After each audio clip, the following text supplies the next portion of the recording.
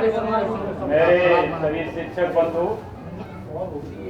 होनहार शिक्षक शिक्षिकाएं, आप सभी के लिए हमारा हार्दिक अभिनंदन। बसंतोत्सव की हार्दिक शुभकामनाओं के साथ सरस्वती माँ का जो प्रकटोत्सव है, आप लोग सोच रहे होंगे कि ये सरस्वती का प्रकटोत्सव कैसे हुआ, तो इसके बारे में थोड़ी सी चर्चा। कि देखो भाई, भगवान ब्रह्मा के द्वारा ब्रह्मा के कमंडल से जब ब्रह्मा जी ने सृष्टि की रचना की, तो उस समय सृष्टि की रचना के बाद उनको यह महसूस हुआ, बहुत संक्षेप में बताएंगे आपको, कि अभी कुछ अधूरा है।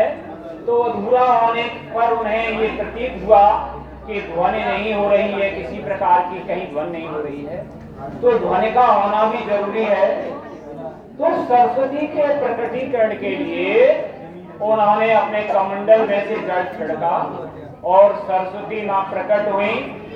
4 ध्वजाओं को लेकर के 4 ध्वजाधारी सरस्वती मां प्रकट हुई। सरस्वती का जो नाम है तो उसका भी यही अर्थ है, सरस्वती, जिसमें सत का मतलब होता है 7 और 7 स्वर हैं।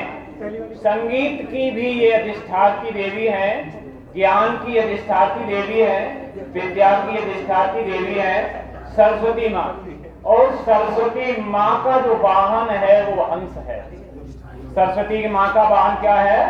हंस।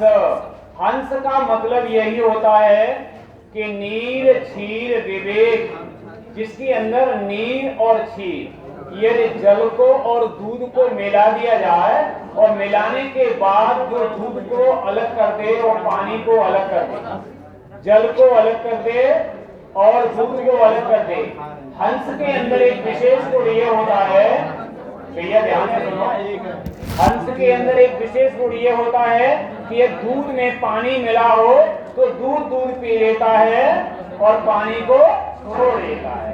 तो वैसा ही हमारी सरस्वती माँ ने हंस को वाहन बनाया है। इसका मतलब यही है, सरस्वती माँ की कृपा से जो सच्चा भक्त होता है उसके अंदर भी ऐसे ही गुण होने चाहिए। जो सच्चा विद्यार्थी होता है, सफल विद्यार्थी होता है, सफल शिक्षक होता है, उसके अंदर भी ऐसे ही गुण होने चाहिए कि दूध का दूध और पानी का। इसका मतलब यही है सही न्याय। इसका मतलब क्या है? सही न्याय। आप लोगों के अंदर ये भावना हमेशा रहनी चाहिए, कभी भी अपने कर्तव्य मार्ग से हमें विचलित नहीं होना चाहिए। हमारे चेहरे पर हमेशा मुस्कान रहनी चाहिए।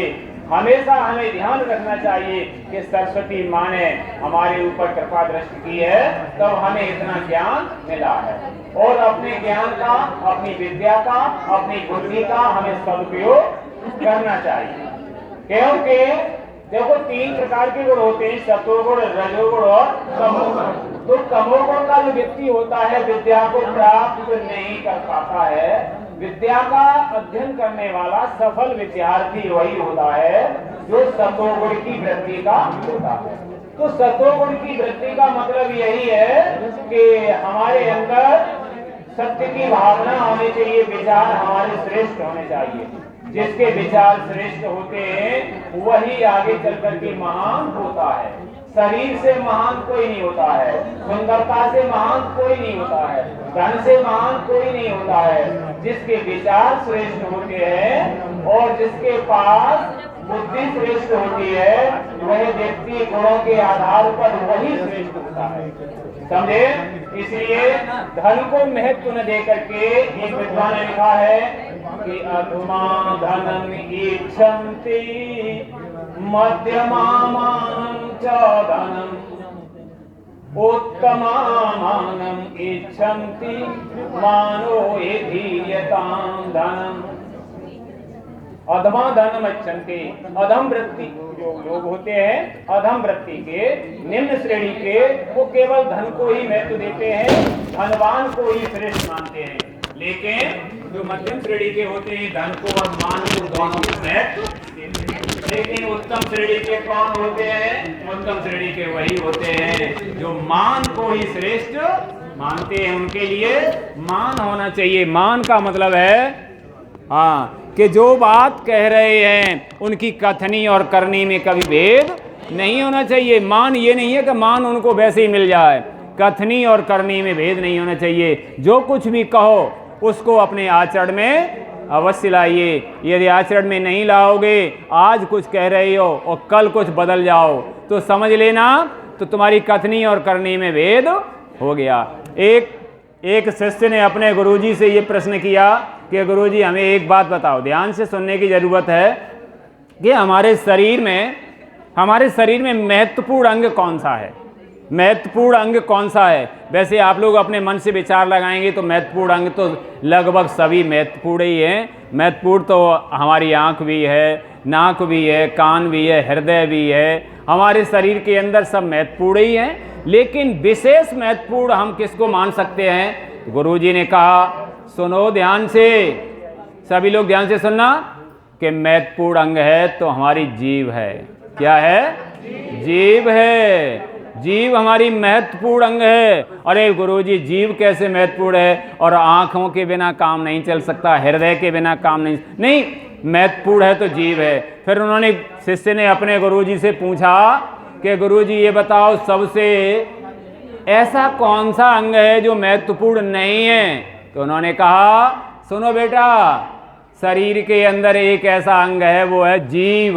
जीभ ही महत्वपूर्ण नहीं है और जीभ ही महत्वपूर्ण है। कैसे है कि यदि अपनी जिह्वा से सत्यम ब्रीवात प्रियम ब्रीवात न ब्रीवात सत्यम अप्रियम प्रियम च नानृतम ब्रीवात एषः धर्म सनातना।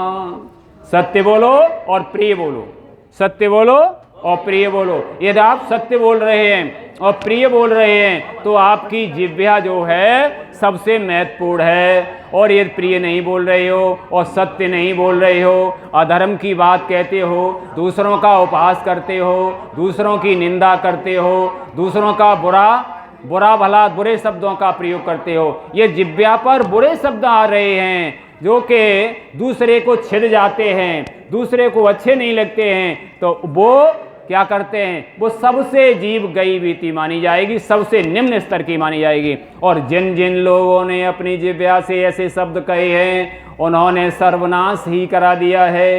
जिन्होंने किसी से सर्वनाश हुआ है तो जीभ से ही हुआ है, और उत्थान हुआ है तो जीभ से हुआ है। कैसे हुआ है?